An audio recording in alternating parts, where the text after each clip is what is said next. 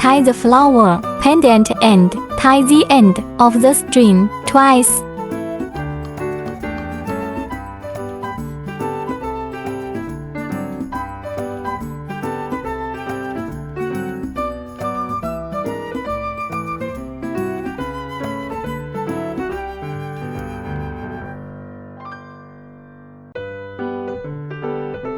Elastic and elastic easy to wear.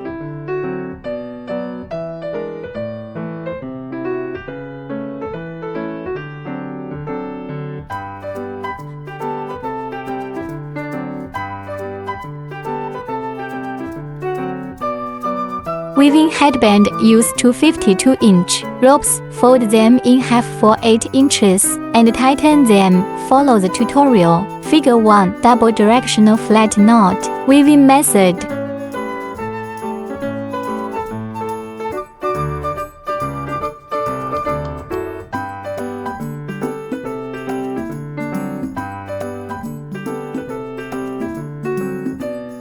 Okay, let's thread through the plum blossom bead.